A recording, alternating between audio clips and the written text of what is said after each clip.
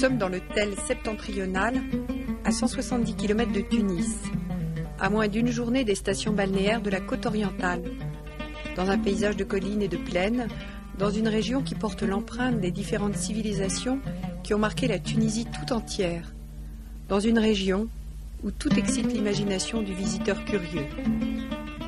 Ici, la silhouette du Kef découpée sur l'horizon accroche le regard.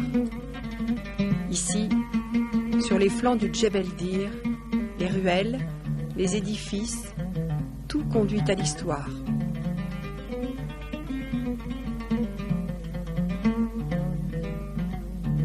De la pittoresque ville basse, construite autour de l'ancienne source, à la ville haute dominée par la Casbah, les sites archéologiques de l'Antiquité côtoient les monuments arabo-musulmans.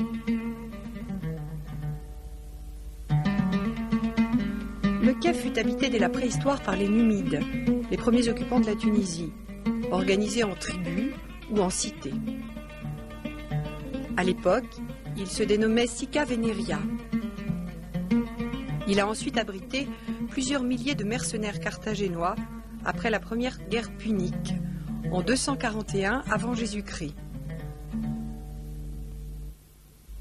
Devenue romaine, promue au rang de colonie, on y construisit des ouvrages hydrauliques, des thermes, des forums.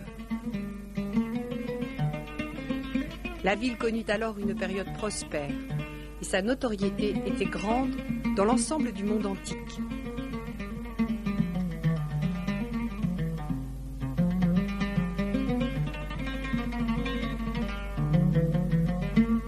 Ruiné par les invasions vandales du 5e siècle après Jésus-Christ, le site fut repris par les Byzantins, dont on retrouve le style architectural dans l'église Saint-Pierre et dans la basilique apparentée à la famille des monuments à Auge.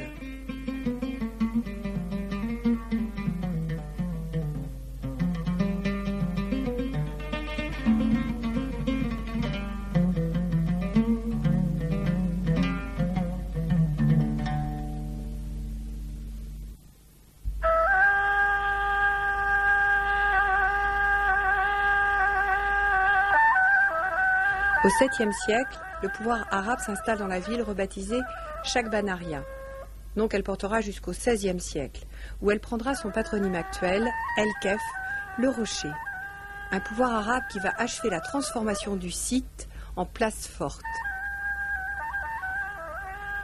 Soumise à de longues périodes de troubles, de disette et d'épidémies, longtemps objet de conflits entre les bey d'Alger et de Tunis, le Kef passera sous le contrôle du bey de Tunis au XVIIIe siècle. Occupée par les troupes françaises en 1881, la ville devint alors chef-lieu administratif important. Elle fut aussi capitale de la partie de la Tunisie non occupée par les troupes de l'Axe pendant la Deuxième Guerre mondiale.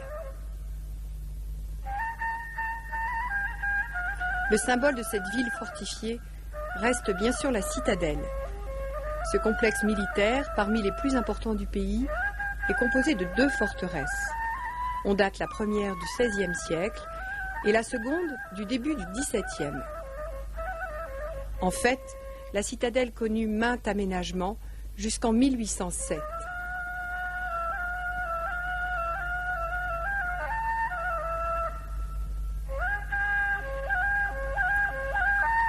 Construite à partir de pierres et de matériaux récupérés des mausolées, de l'amphithéâtre, du théâtre de la ville antique, la citadelle ferme tout un système de fortification dont il reste des remparts, quelques tours et des bastions.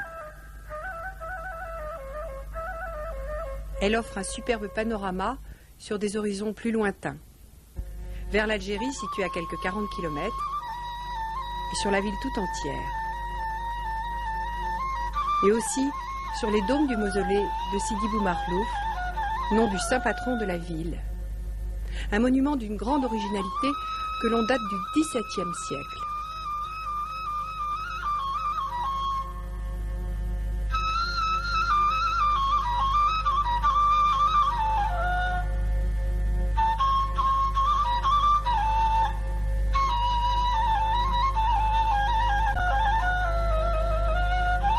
De là, les ruelles tortueuses conduisent à la synagogue récemment rénovée au cœur de l'ancien quartier juif de la Médina.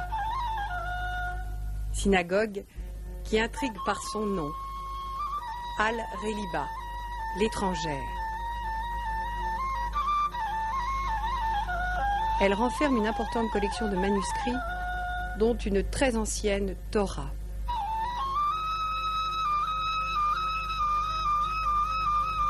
Les tribus de la région ont toujours abrité des Bédouins de confession israélite, et l'origine très ancienne de la communauté juive du Kef est attestée par la présence de stèles funéraires dans le cimetière juif qui jouxte le cimetière chrétien, lui-même non loin du cimetière musulman.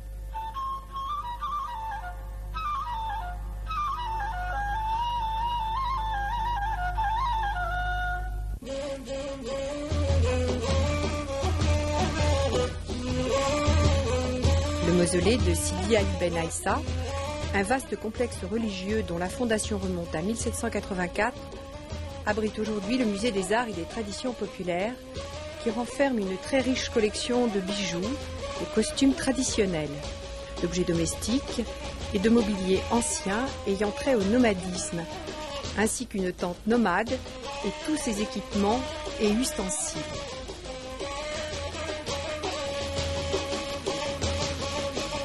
Autant d'objets témoins de la vie passée des hommes et des femmes de cette région du Haut-Tel tunisien, dont les descendants souhaitent conserver le souvenir et la mémoire.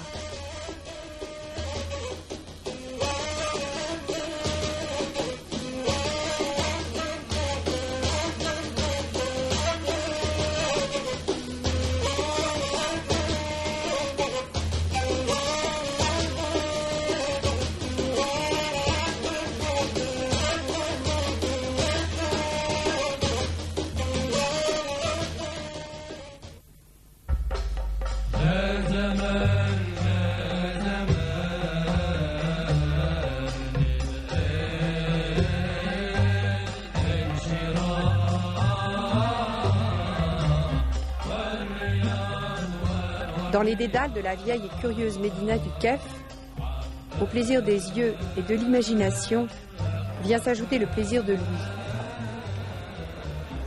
Plaisir si typique des villes méditerranéennes, les jours de souk, haut lieu de la vie citadine, où les marchandages animés rivalisent avec les bruits de la rue.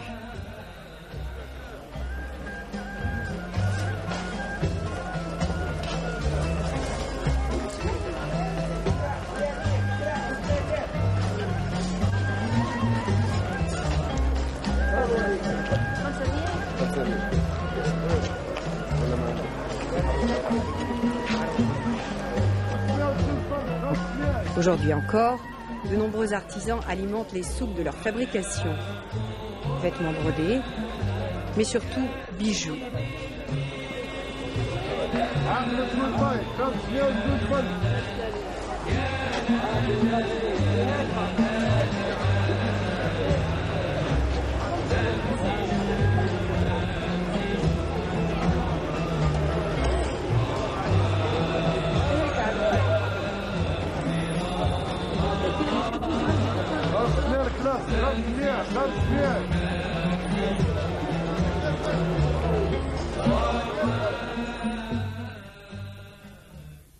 Au-delà du Kef, les routes sont jalonnées de monuments et de sites légués par l'histoire.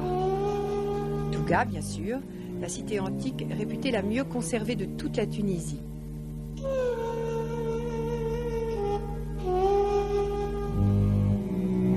Mactar, cité numide à l'origine, puis carthaginoise et enfin romaine.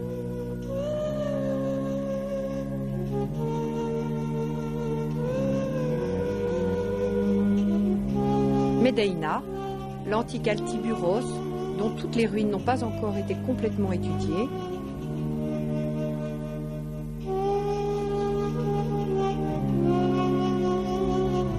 Calaat-Senan, où se dresse la table de Jugurtha, du nom d'un roi numide qui, vaincu par les Romains, trouva refuge sur cette curieuse montagne tabulaire.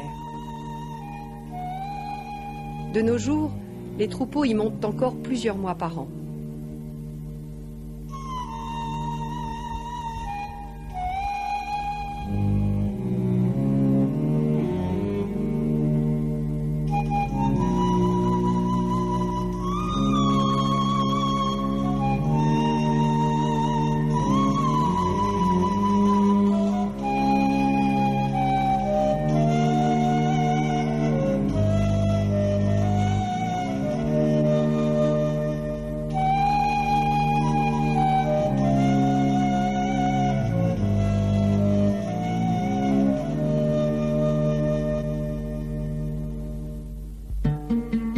Le Kef et sa région offrent aux visiteurs le privilège de goûter ce que la Tunisie a de meilleur à offrir.